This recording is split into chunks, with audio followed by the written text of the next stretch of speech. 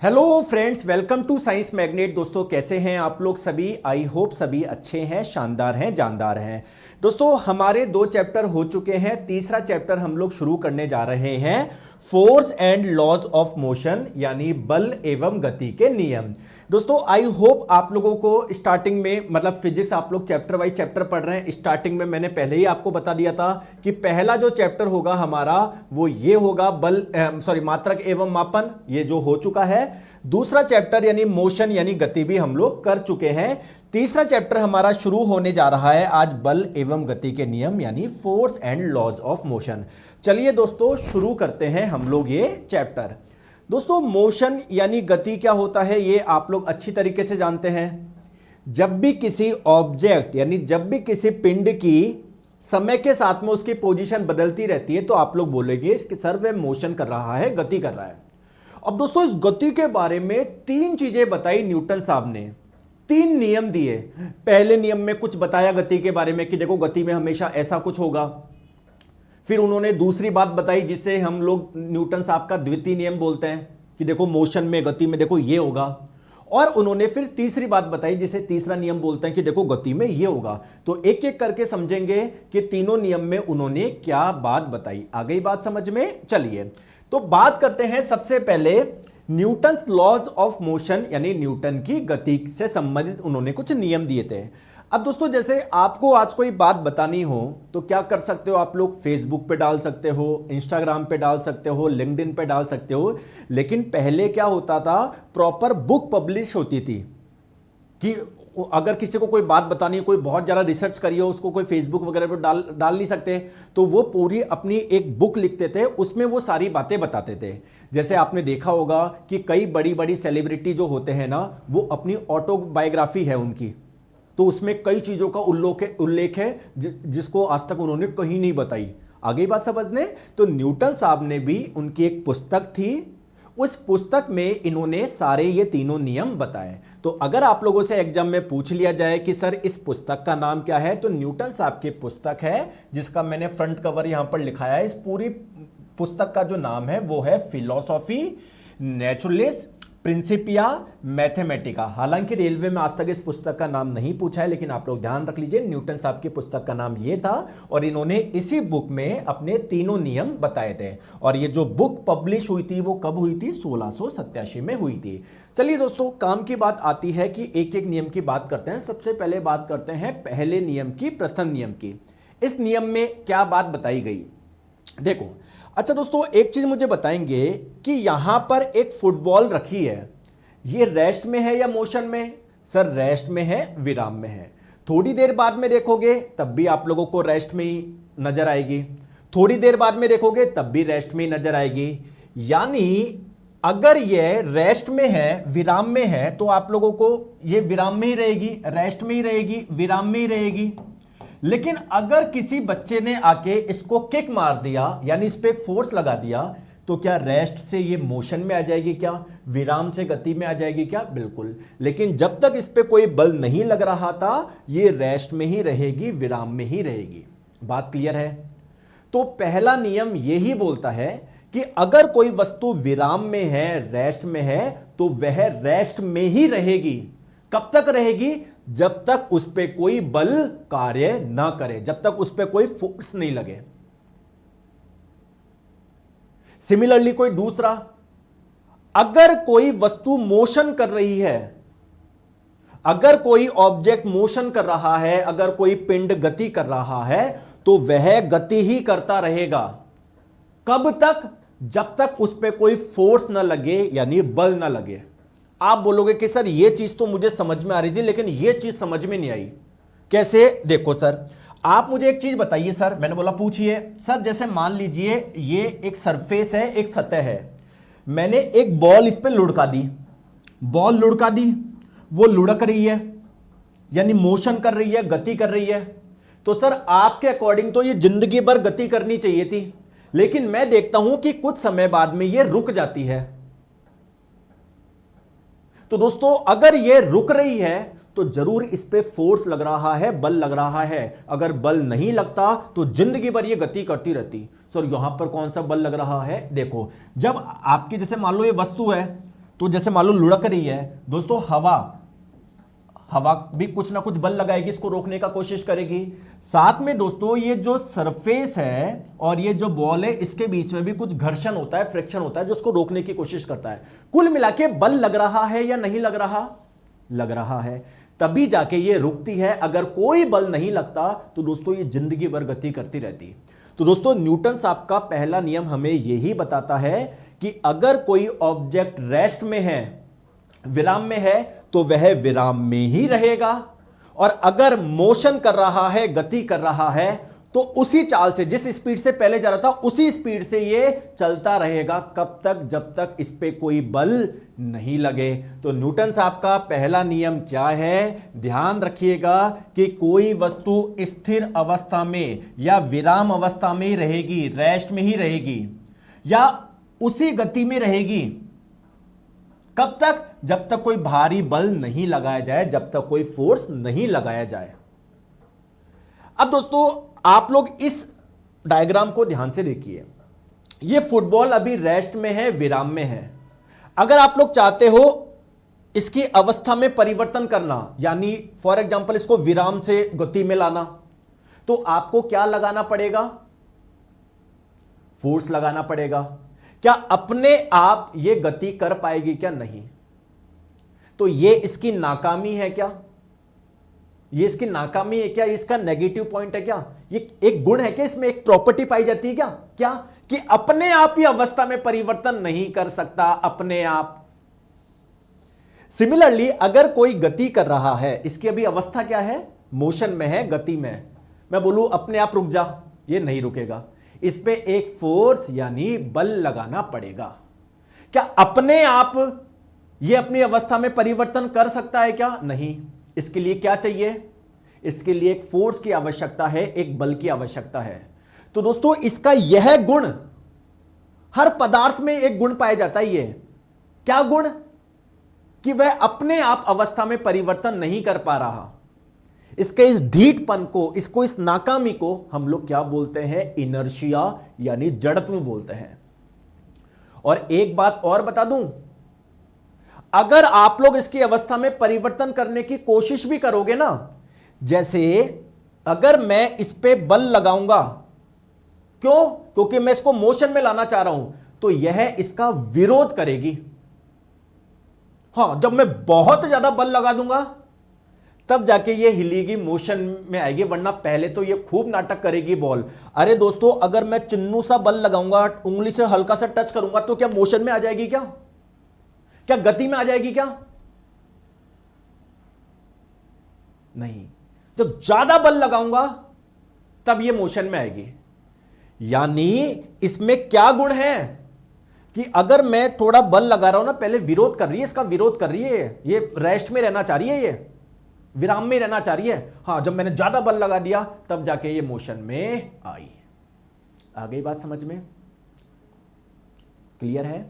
रोहित जी बेटा पढ़ लो, लास्ट में क्वेश्चन पूछना अगर आपका ये, तो बार बार कंट्रोल सी कंट्रोल वी मत करो, मैं भी ब्लॉक कर दूंगा। मैं सही बता रहा हूं, आपकी जो भी दिक्कत है मैं सारी चीजें सुनूंगा, लास्ट में चीज कर लेंगे। जो आप जिस प्रकार के डाउट पूछ रहे हो है ना, आप प्लीज सारा ध्यान इधर दीजिए, मैं आपकी सारी प्रॉब्लम सॉल्व कर दूंगा। मैं हूं ना, टेंशन क्यों लेते हो आप लोग, है ना? आ जाओ। तो दोस्तों अगर मैं आपसे पूछूं इनर्शिया यानी जड़त्व क्या है, आप बोलोगे सर वह प्रॉपर्टी, वह गुण। क्या बोलोगे इनर्शिया के बारे में? कि सर जड़त्व किसी पदार्थ का वह गुण है जो अपनी अवस्था में परिवर्तन का विरोध करता है। मतलब अगर वह गति में है तो वह गति में रहना चाह रहा है, अगर विराम में है तो विराम में रहना चाह रहा है। ठीक है, तो इसको बोलते हैं इनर्शिया यानी जड़त्व। दोस्तों पहले जड़त्व हम लोग समझते हैं। दोस्तों जड़त्व क्या है? सर वह गुण या वह प्रॉपर्टी हर पदार्थ में पाई जाती है। चाहे एक छोटा सा लकड़ी का टुकड़ा ले लो, चाहे एक बड़ी लोहे की छड़ ले लो, हर पदार्थ में आपको ये चीज मिलेगी। हर पदार्थ का अपना एक इनर्शिया होता है, जड़त्व होता है। जड़त्व क्या होता है? यह दोस्तों बेसिकली अगर होता क्या है, ये किसी भी प्रकार के परिवर्तन का विरोध करता है। मतलब अगर रेस्ट में है तो रेस्ट में ही रहना चाहेगा, अगर मोशन में तो मोशन में रहना चाहेगा। दोस्तों मैंने एक यहां पर क्या रख दिया, एक सिक्का रख दिया, कॉइन रख दिया, और यहां पर मैंने एक बहुत बड़ा हाथी रख दिया। यहां पर एक बहुत बड़ा हाथी है, एक सिक्का है, दोनों अभी बैठे हैं, रेस्ट में हैं। मैं चाहता हूं इनको मोशन में लाना, तो थोड़ा सा बल लगाना पड़ेगा ना, उठाना पड़ेगा ना, इसको भी लगा। तो कहां पर कम बल की आवश्यकता है, यहां पर कम बल लगाना पड़ेगा, या हाथी को हिलाने के लिए कम बल लगाना पड़ेगा? हाथी के लिए तो बहुत ज्यादा बल चाहिए सर, यहां पर कम बल लगाना पड़ेगा। यानी ये ज्यादा नाटक नहीं कर रहा, यानी इसका इनर्शिया कम है, इसका जड़त्व कम है, जबकि इसका इनर्शिया यानी जड़त्व बहुत ज्यादा है। तो अगर मैं एग्जाम में पूछा जाए जड़त्व का मान किस पर निर्भर करता है, इनर्शिया की वैल्यू किस पर निर्भर करती है, तो आप लोग बोलोगे मास। तो ध्यान रखिएगा, जो जड़त्व का संबंध होता है वो वस्तु के द्रव्यमान से होता है। बहुत बढ़िया। अब दोस्तों आपकी जानकारी के लिए बता दूं, इनर्शिया यानी जड़त्व का कॉन्सेप्ट दिया किसने था? दोस्तों एक्चुअली में इनर्शिया का जो कॉन्सेप्ट था कि भाई कि वस्तु में ये गुण पाया जाता है, ये कॉन्सेप्ट इनर्शिया जड़त्व का कॉन्सेप्ट किसने दिया था? गैलीलियो गैलीली नाम के एक व्यक्ति ने दिया था। इनका पूरा नाम क्या है? Galileo Galilei. इन्होंने बताया था इनर्शिया यानी जड़त्व क्या होता है। नियम किसने दिया? नियम दोस्तों न्यूटन साहब ने दिया।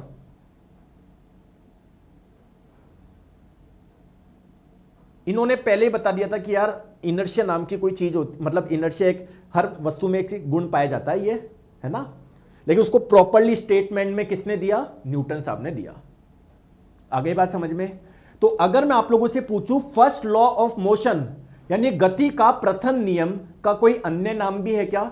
बिल्कुल दोस्तों, इसे हम लोग लॉ ऑफ इनर्शिया जड़त्व के नाम से भी, जड़त्व के नियम के नाम से भी जानते हैं। तो जो न्यूटन की गति का प्रथम नियम है, इसे हम लोग जड़त्व का नियम या इसे गैलीलियो का नियम के नाम से भी जानते हैं। आ गई बात समझ में? जी सर, बात समझ में आ गई। अब दोस्तों जो ये इनर्शिया है, जड़त्व है, ढीठपन है, ये तीन प्रकार का होता है मुख्यतः। एक तो होता है लॉ ऑफ इनर्शिया यानी विराम का जड़त्व। इसका मतलब क्या है? अगर कोई रेस्ट में है, विराम में, तो विराम में ही रहना चाह रहा है, ये ऐसा ऐसा ऐसा ही रहना चाह रहा है।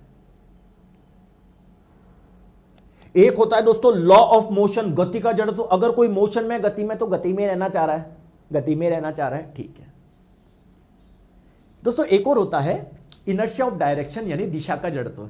अगर कोई किसी दिशा में जा रहा है तो उसी दिशा में जाना चाह रहा है वो, ठीक है। आइए एक एक को समझेंगे, टेंशन ना लेंगे दोस्तों। इनर्शिया ऑफ रेस्ट यानी विराम का जड़त्व क्या है?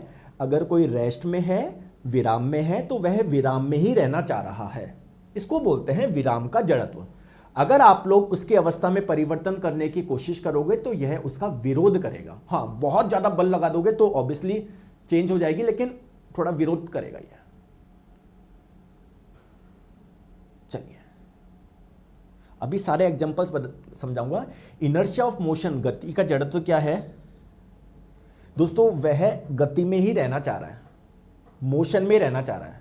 अगर आप लोग उसके मोशन में कुछ चेंज करोगे तो वह इसका विरोध करोगे। हाँ, बहुत ज्यादा बल लगा दोगे तो चेंज हो जाएगा दोस्तों। एक होता है इनर्शिया ऑफ डायरेक्शन।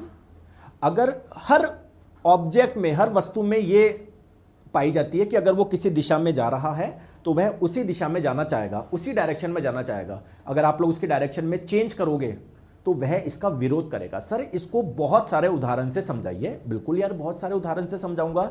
चलिए सबसे पहले हम लोग इनर्शिया ऑफ रेस्ट यानी विराम के जड़त्व के कुछ उदाहरण समझते हैं। चलिए दोस्तों आप बताइए कुछ उदाहरण आप लोग बताइए। अच्छा दोस्तों, मुझे एक चीज बताएंगे, जैसे अभी आप मान लीजिए आप किसी बस में खड़े हुए हो, अभी बस रुकी हुई है, बस जो है अभी रेस्ट में है, विराम में है। आप बस में खड़े हुए हो क्योंकि आपको अभी सीट नहीं मिली, कोई बात नहीं दोस्तों। जब बस चलना शुरू करती है तो हमारी बॉडी में कुछ चेंज आएगा क्या? हम पीछे की ओर झुक जाते हैं एकदम से। तो दोस्तों ये इस बार टेक्नीशियन में भी पूछा गया था कि अगर आप लोग बस में खड़े हो और बस अगर चलना शुरू करती है तो हम लोग पीछे की ओर झुक जाते हैं। इसके पीछे कारण क्या है दोस्तों? इसके पीछे कारण इनर्शिया ऑफ रेस्ट ही तो है, विराम का जड़त्व तो है। कैसे? देखो, पहले आप थे रेस्ट में, विराम में, तो आप क्या रहना चाहोगे? सर मैं विराम में ही रहना चाहूंगा। ठीक है, अच्छी बात है। लेकिन दोस्तों आपकी बॉडी का नीचे वाला पार्ट तो बस के कांटेक्ट में है, तो जैसे ही बस चली तो नीचे वाला पार्ट आगे हो गया, ऊपर वाला पार्ट तो वैसे रहना चाहिए, मतलब पूरी बॉडी ही वैसा रहना चाह रही है, रेस्ट में रहना चाह रही है। लेकिन जैसे ही बस चल गई, निचला वाला पार्ट बस के कांटेक्ट में, तो वो आगे हो जाएगा, आप उधर ही रह जाओगे, तो पीछे की ओर झुक जाओगे। तो यह विराम का जड़त्व हो जाएगा। आगे बात समझ में? चलिए सर और एग्जांपल बताएंगे, आइए एग्जांपल समझते हैं। दोस्तों जब आप लोग पेड़ को हिलाते हो तो क्या इसके फल गिरते हैं क्या? कभी आपने सोचा है ये किस वजह से हो रहा है? दोस्तों इसके पीछे भी कारण इनर्शिया ही है, जड़त्व ही है।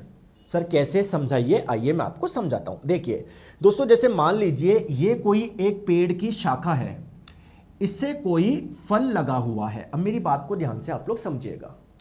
अभी आप हिला नहीं रहे हो, तो यह किस में है? रेस्ट में है, यानी विराम में है। रेस्ट में है यानी विराम में है। तो क्या यह विराम में ही रहना चाहेगा क्या? बिल्कुल रहना चाहेगा। लेकिन आप क्या कर रहे हो? इसको हिला रहे हो।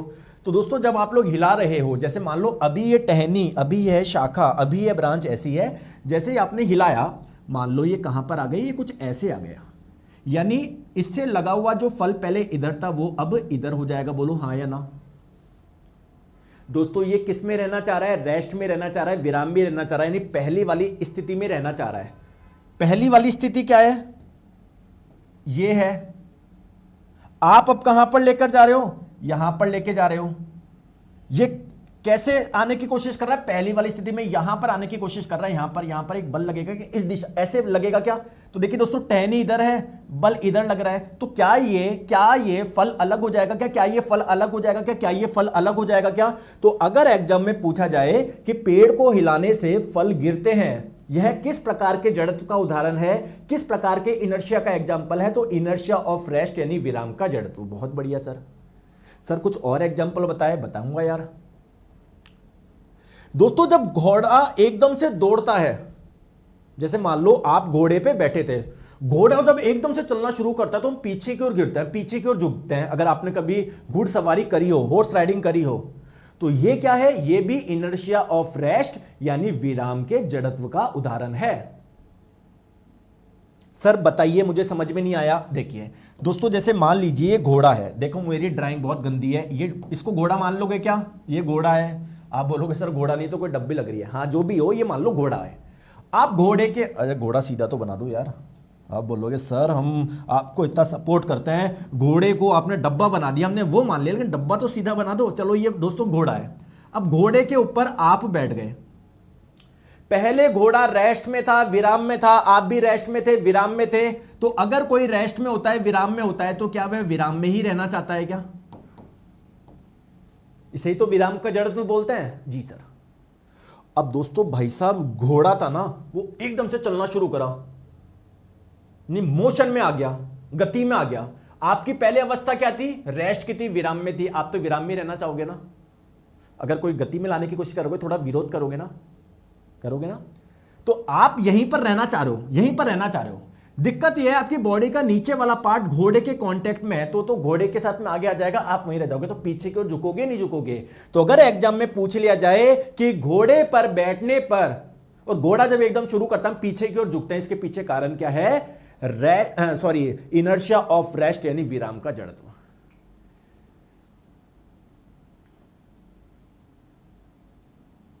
आगे बात समझ में? दोस्तों मेरी एक आप लोग खासियत बोलो, कमजोरी बोल दो, मैं पढ़ने वाले बच्चों के लिए बहुत शिद्दत से मेहनत करता हूं। मैं चाहता हूं सबका सिलेक्शन हो। दोस्तों आप प्लीज़, कई बच्चे बीच में फालतू के कमेंट करते रहते हैं। अगर मैंने उनको एंटरटेन करना स्टार्ट कर दिया, मतलब वो एक एक पढ़ना, तो दोस्तों आपका सिलेबस, मैं बोल रहा हूँ 6 महीने क्या, आपका 6 साल तक नहीं होगा।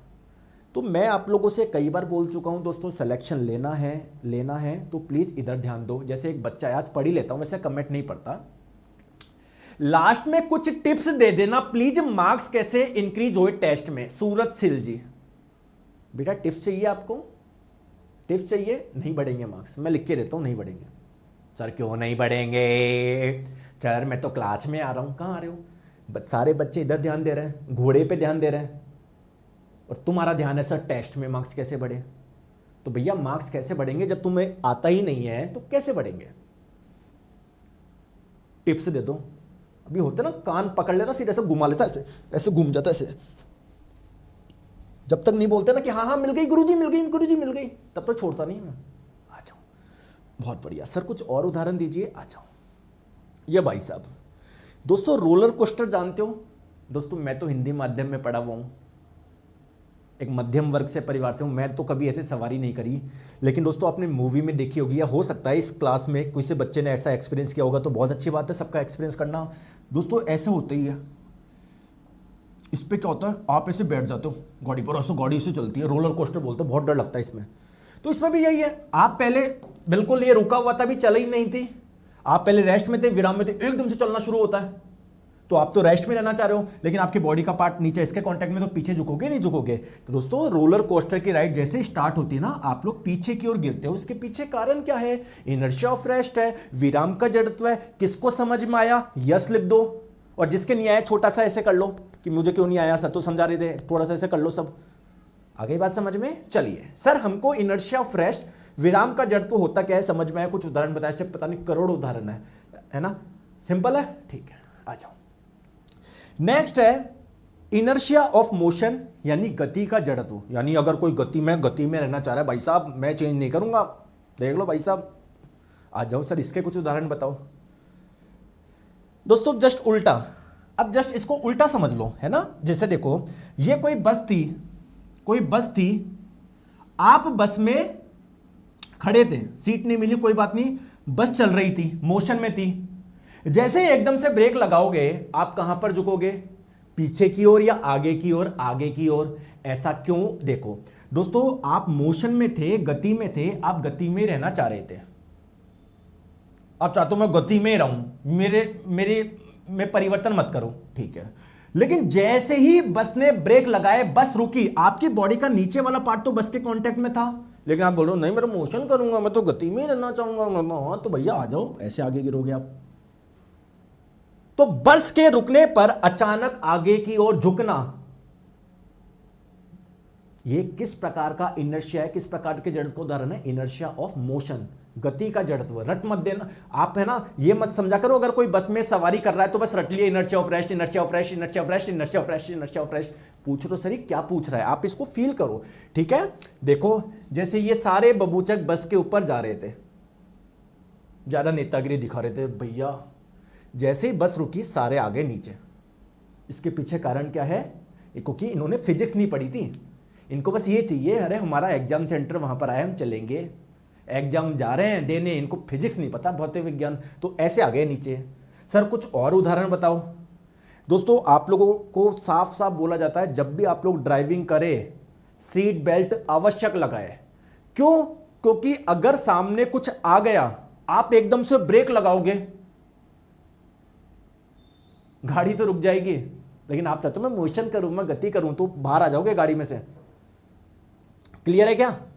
अरे भैया आपने सीट बेल्ट लगा रखी है, गाड़ी चला, झूम झूम झूम, मोशन में थे, लेकिन जैसे ब्रेक लगा दिया गाड़ी तो रेस्ट में आ गई। आप चाहते हो मैं मोशन करूं, लोग करो भाई, गाड़ी में आगे घुसोगे नहीं घुसोगे, तो गाड़ी के कांच में नहीं घुस जाओ, इसलिए सीट बेल्ट लगाने के लिए बोला जाता है। इसके पीछे भी क्या है, कौन सा लग रहा है? Inertia of motion. बहुत बढ़िया। ये देखो दोस्तों, ये घोड़ा था, घोड़े पे आप लोग बैठे थे, घोड़ा चल रहा था, भाई साहब घोड़ा एकदम से रुक गया। आप चाहते हो मैं तो मोशन में रहना चाहता हूं, मैं तो गति में रहना चाहता हूं, लोग कर लो गति, आगे इसमें कर लिए गति। तो this is also an example of inertia of motion, यानी गति का जड़त्व। दोस्तों बात समझ में आई क्या? आ गई? दोस्तों इस इनर्शिया यानी जड़त्व से इतने क्वेश्चन पूछे गए भी 2024 में, सब करवाऊंगा, आप लोग बिल्कुल निश्चिंत रहिए। क्लियर है? आ जाओ सर। इनर्शिया ऑफ डायरेक्शन, यानी सर दिशा का जड़त्व भी समझाओ, फिर करवाना क्वेश्चन। बिल्कुल यार समझाऊंगा, टेंशन क्यों ले रहे हो आप। अच्छा दोस्तों एक चीज मुझे बताओ, जैसे मान लीजिए आपने, किसी ने बस में सवारी करी है, बिल्कुल सर सबने करी है सर, हम सारे ऐसे कोई वो थोड़ी है, कोई मर्सिडीज वाले थोड़ी है, मर्सिडीज छोड़ो सर, कार वाले भी नहीं हम तो, और सही बताऊं तो सर बाइक वाले भी नहीं है ना, क्योंकि सभी अपन इसी पर ऐसे से वो करते हैं बिलोंग। तो दोस्तों जैसे मान लीजिए बस आगे चल रही है, आप मान लो खिड़की के साइड बैठे हो, आप यहां पर बैठे हो, बस आगे चल रही है, किस डायरेक्शन में चल रही है? इस डायरेक्शन में चल रही है, दिशा में चल रही है। दोस्तों बस जब टर्न करती है, झुकती है, तो आप खिड़की की तरफ झुकोगे। जैसे सॉरी, बस टर्न कर रही है, घूम रही है, मान लो इस दिशा में घूम रही है, बस को जाना है लेफ्ट में। ये मान लो ये पूरी रोड थी, ये ऐसे रोड ऐसे है, तो पहले तो ऐसे से आ रही थी, लेकिन अब बस टर्न कर रही है लेफ्ट में, बाएं और घूम रही है। बस मुझे तो ये बता दो, आप खिड़की की तरफ झुकोगे या इसी तरफ झुकोगे? जिस दिशा में बस झुक रही है इसी तरफ झुकोगे। आप देखा होगा हम झुकते हैं थोड़ा सा ऐसे, जब बस टर्न लेती है, कार में भी आप बैठोगे, बताओ।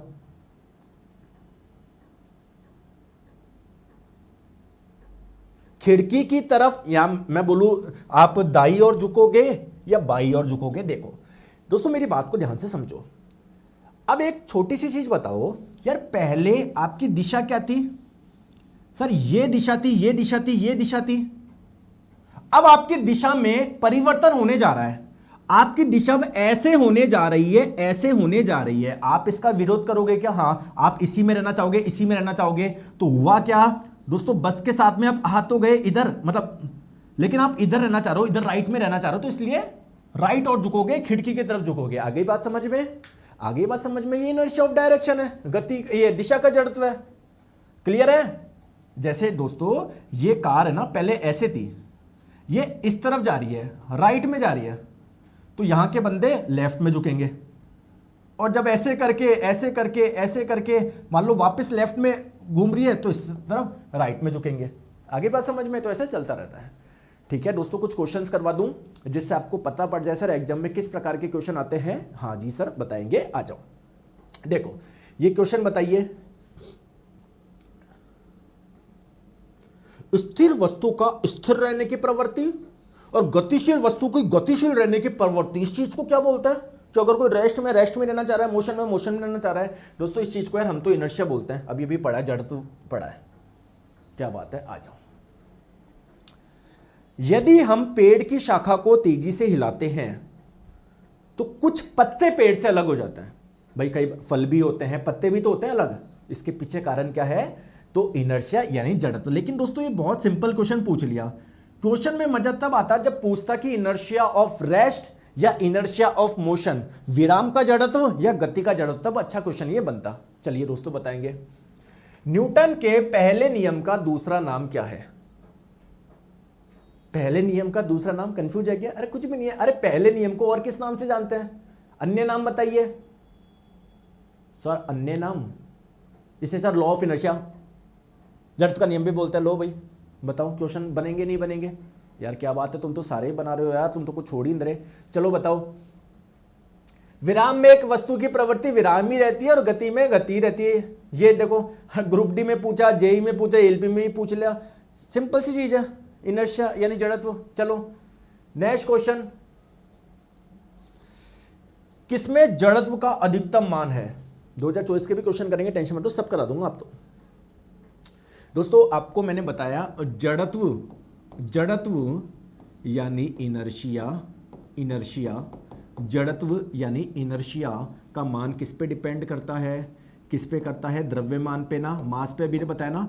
तो अगर किसी का मास यानी द्रव्यमान ज्यादा है तो उसका इनर्शिया यानी जड़त्व भी ज्यादा होगा। इनमें से किसका द्रव्यमान ज्यादा होता है? कौन भारी होता है? दोस्तों ट्रेन, एरोप्लेन बहुत ज्यादा भारी होती ना। Correct answer option number D हो जाएगा। ठीक है दोस्तों, चलिए इसका आंसर बताएंगे। उस पर कोई डैश कार्य नहीं करने से वस्तु नियत चाल से चलती है। यानी किसकी बात हो रही है? वस्तु, किसी ऑब्जेक्ट की। तो ऑब्जेक्ट पे क्या नहीं लगना चाहिए या क्या वर्क नहीं करना चाहिए? अगर नहीं कर रहा ना तो पहले, अगर मोशन में है, गति में है, तो गति में रहेगी, उसी स्पीड से चलती रहेगी। कब तक? जब तक उस पर कोई बल नहीं लगे। Option number C. क्योंकि मेरे प्यारे दोस्तों एक चीज मुझे बताओ, देखो इधर आओ प्लीज, मेरी बात को ध्यान से समझो। जैसे कोई ऑब्जेक्ट है, कोई वस्तु है जो कि गति कर रही है और इसकी चाल मान लेते हैं कितनी है? 2 मीटर पर सेकंड है। दोस्तों अगर मैंने ऐसे बल लगा दिया तो इसकी जो चाल पहले 2 मीटर पर सेकंड थी, जो इसकी स्पीड पहले 2 मीटर पर सेकंड थी, वो बढ़ जाएगी क्या थोड़ी सी? हाँ। अगर मैंने ऐसे फोर्स लगा दिया तो कम हो जाएगी, ज्यादा लगा दिया तो रुक भी जाएगी। तो अगर आप लोग चाहते हो कि कोई ऑब्जेक्ट मोशन कर रहा है, गति कर रहा है और उसी चाल से गति करता रहे, उसी स्पीड से, तो क्या करना है, कोई बल नहीं लगाना है। तो क्योंकि न्यूटन साहब का पहला नियम है ही ये कि अगर कोई वस्तु विराम में है तो विराम में रहेगी, और अगर गति कर रही है, मोशन कर रही है, तो उसी स्पीड से, उसी चाल से गति करती रहेगी जब तक उस पर कोई बल ना लगे। आई बात समझ में? दोस्तों वैसे तो सेकंड लॉ पूरा पढ़ाने के बाद मुझे आपसे एक क्वेश्चन पूछना चाहिए था, लेकिन मैं पहले ही पूछ लेता हूं। अगर मैं आप लोगों से पूछूं फोर्स की परिभाषा किसने दी, बल की परिभाषा, फोर्स की डेफिनेशन किसने दी?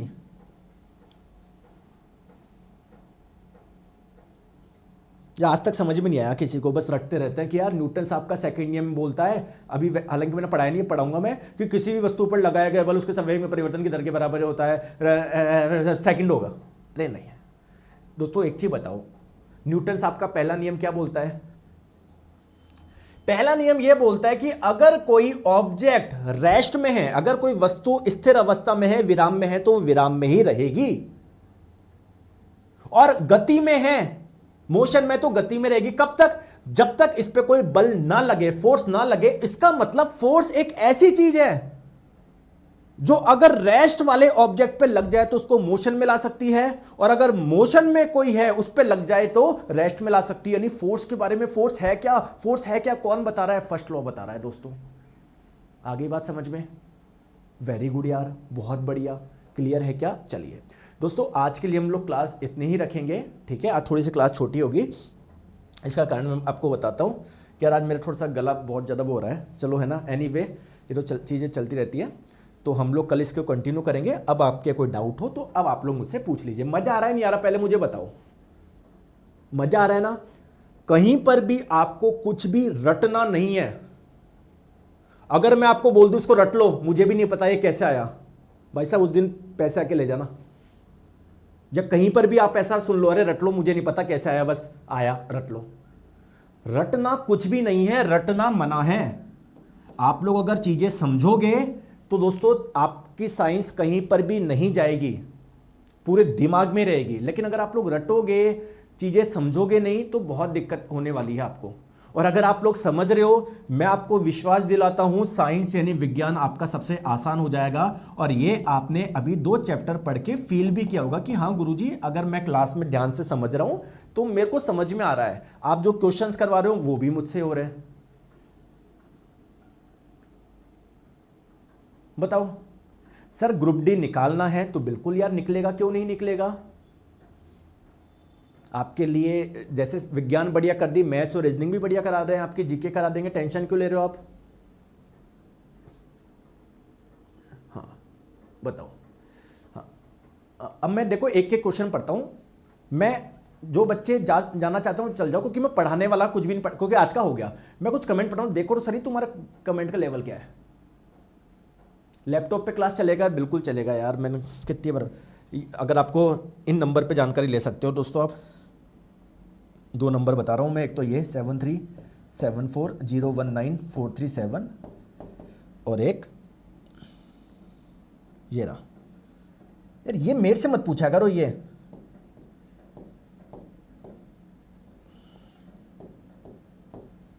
ठीक है? आ जाओ, क्लियर? आ गई बात समझ में? फालतू क्वेश्चन मतलब कुछ नहीं है सर। 8th पे कमीशन आ गया तो फिर क्या होगा भाई? पहले 7th पे कमीशन था, अब 8 पे आ गया, सैलरी बढ़ गई, उससे क्या होगा? तुम तो बेरोजगार थे ना, तुमको तो पिछले साल भी 0 मिल रहे थे, आज भी 0 मिलेंगे। फायदा कब होगा? जब नौकरी ले लोगे। तो इस पे रोज चर्चा करने से नौकरी मिल जाएगी क्या? नहीं मिलेगी ना। नौकरी किससे मिलेगी, सिलेक्शन किससे होगा? आपको बताने की जरूरत है कि आप तो इतने समझदार व्यक्ति है।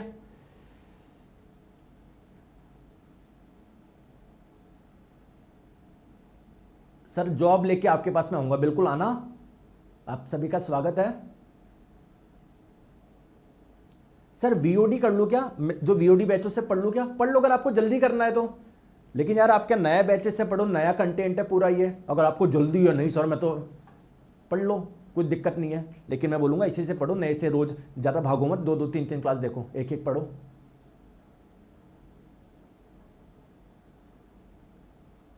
चलिए ठीक है दोस्तों, आज के लिए इतना रखते हैं। प्लीज है ना समय वेस्ट मत करो, अपना रिवीजन कर लो जो मैंने पढ़ाया है। Thank you so much, take care, bye bye, take care है ना, bye bye, love you love you love you love you love you, देखो लव यू नहीं बोल रहे ना, love you love you love you, आ जाओ बाय।